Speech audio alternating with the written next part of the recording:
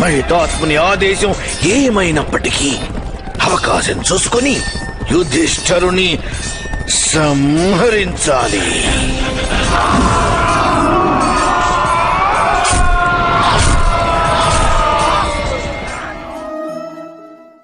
అందరికీ నమస్కారం. ఈ వీడియో క్లిప్ అనేది చాలా ఇంట్రెస్టింగ్ ఉండబోతుంది. అస్సలు మిస్ అవ్వకండి. ఫస్ట్ నుంచి లాస్ట్ వరకు ఎవ్రీ మినిట్ చూడండి. ఎందుకంటే ఎవ్రీ మినిట్ మనం ఏదో ఒకటి నేర్చుకోవడానికి లభిస్తూనే ఉంటుంది.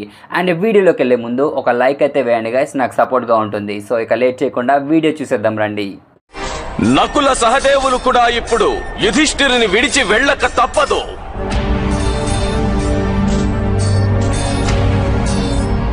అగ్నిగోళాలను ప్రయోగించండి. యుధిష్ఠిరుడిప్పుడు ఒంటరిగా ఉన్నాడు. వానిపై దాడి చేసేందుకు సమయం వచ్చింది.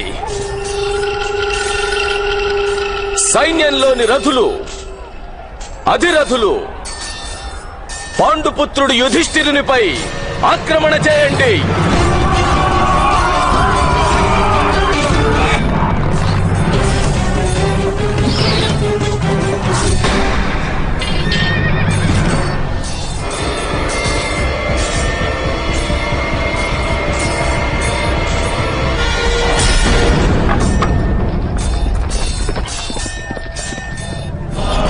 అశ్వత్థామ, పిల్లలను భయపెట్టి నీవు ఒక ఉత్తమ ధనుర్ధారణ అనిపించుకోవాలని ప్రయత్నిస్తున్నావా? వాస్తవంగా నీకు అసలు యుద్ధం చేసే సామర్థ్యం ఉందా?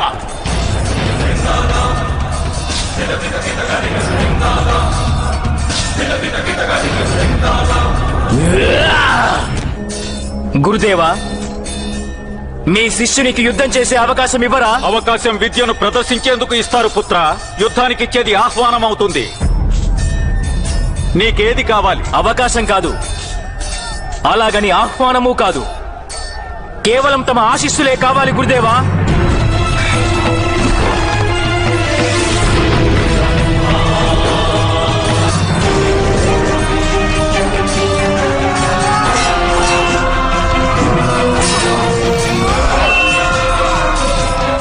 వికర్ణ, నేను నిన్ను వధించే సాహసం చేయలేను.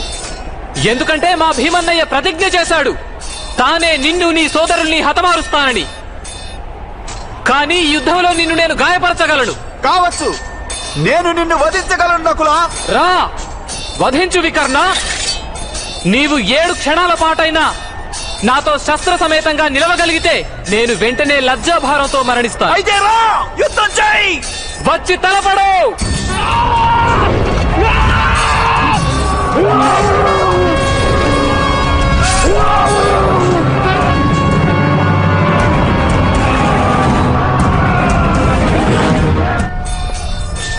రాకుమారా దుర్యోధన, యుధిష్ఠిరునిపై దాడి చేసేందుకు సమయం వచ్చేసింది.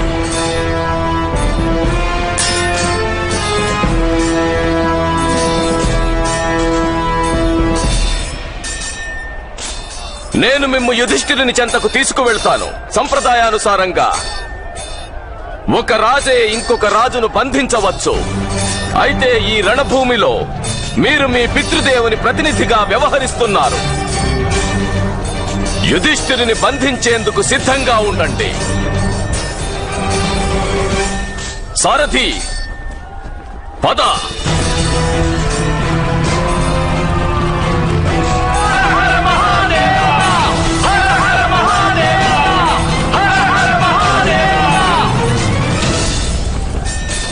పితామహులు అద్భుత వ్యూహాన్ని రచించారు. వారు పాండవులందరినీ వేరు చేసి నన్ను నేరుగా యుధిష్ఠిరుని ముందుకు తీసుకువెళ్తున్నారు. ముందే చెప్పాను కదా మేనల్లుడా, ఈ కారణంగాని ఈ ముసలి భైరవుని ప్రాముఖ్యం అందరికంటే ఎక్కువని. త్వరలోనే యుధిష్ఠిరుడు మన బందీ అయిపోతున్నాడు అగ్రజ.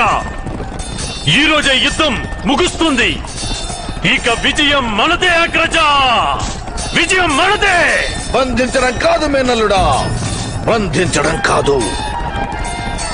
మహితాత్ముని ఆదేశం ఏమైనప్పటికీ అవకాశం చూసుకొని యుధిష్ఠరుని సంహరించాలి.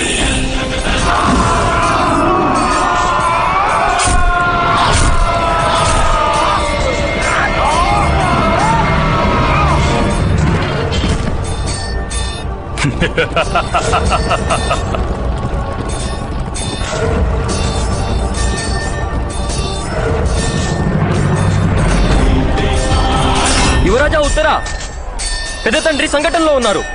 ఎర్ర పతాకాన్ని చూపించు మా పితృదేవులకు.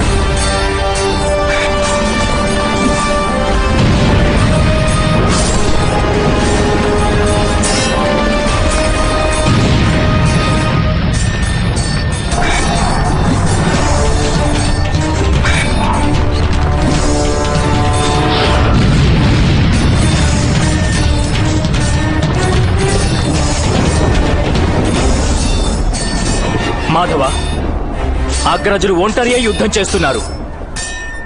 ఒకవేళ వారిని బంధించారంటే మనం పరాజితులమైనట్లే.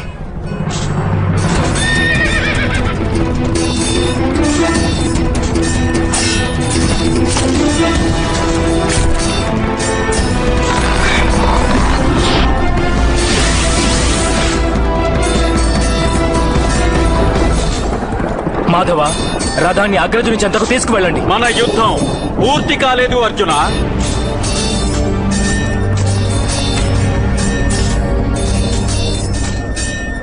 సారథి, రథాన్ని ఆ వైపుకు తీసుకువెళ్ళు.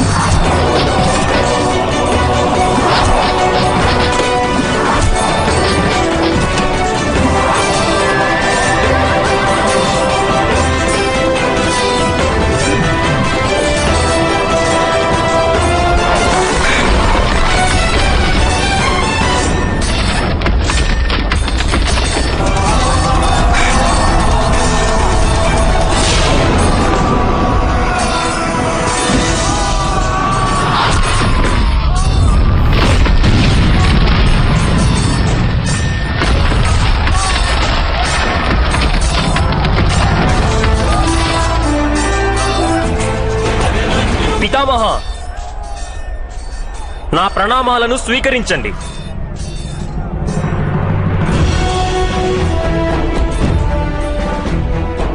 రాజభవనంలో మేము కలిసి ఉంటే బహుమతి కోరేవాడిని. కానీ మనం సమరంలో కలిశాము కనుక యుద్ధం చేయమంటున్నాను. ఎవరవు నీవు బాలక? నా ముందు ఇలా బాణాలతో గోడను నిర్మించే సామర్థ్యము, సాహసము నీకెలా లభించాయి? నేను పాండుపుత్రుడు అర్జునుడు, యాదవ కన్య సుభద్రల పుత్రుడను అభిమన్యుడను. మేనమామ కృష్ణుని ఒడిలో ఆడుకున్నాను నేను. కానీ ఈరోజు మృత్యువు ఒడిలో ఆడుకునేందుకు ఈ రణభూమిలో మీ ముందు నిలిచి ఉన్నాను. మీరు ప్రతిదాడి చేయరెందుకు పితామహ? లేదు పుత్ర, నేను నీపై ప్రతిదాడి చేయలేను.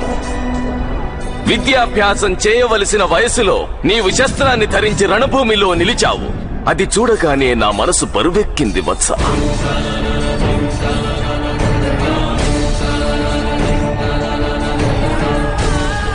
నా వంశవృక్షం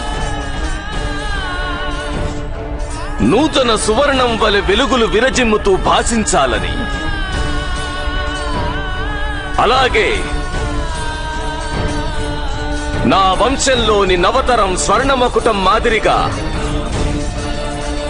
నా వంశం శిరస్సుపై నిలవాలని ఎన్నో కలలు కన్నాను నేను. కాని ఈ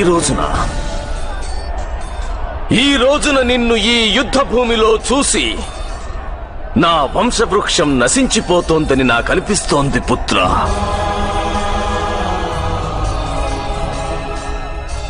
నా జీవితమంతా వ్యర్థమైపోయిందనిపిస్తోంది పుత్ర. పితామహుడు తన పౌత్రునికి జ్ఞానాన్ని అందిస్తాడు, దండన విధించడు. నీవు నాకు మునిమనుమడివి పుత్ర. నేను నీకు ప్రేమను అందించగలను, నిన్ను ఏ విధంగానూ గాయపరచలేను. వెళ్ళిపో పుత్ర, వెళ్ళిపో.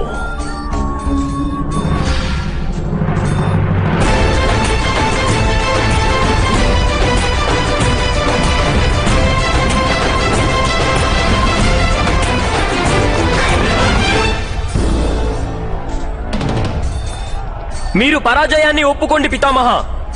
నేను రణభూమిని వదలను. ఎప్పుడో పరాజితుడినైనాను పుత్ర. స్వర్ణ మకుటాన్ని కరిగించి ఖడ్గాన్ని తయారు చేయవలసిన ఈ విపరీత పరిస్థితిని చూడటమే నా పరాజయం.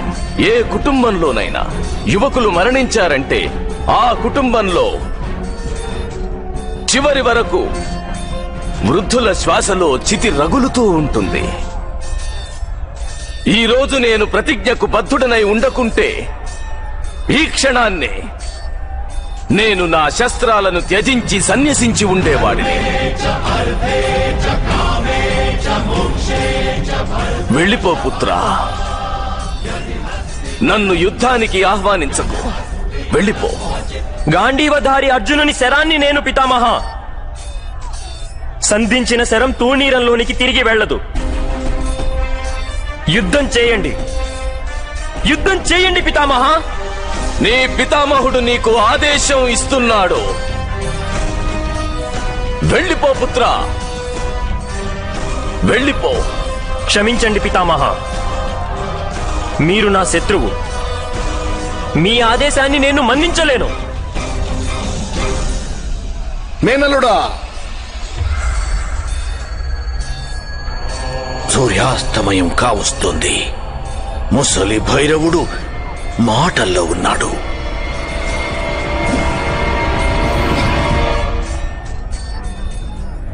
శీఘ్రమే యుధిష్ఠిరుని చెంతకు వెళ్ళడం అనివార్యం.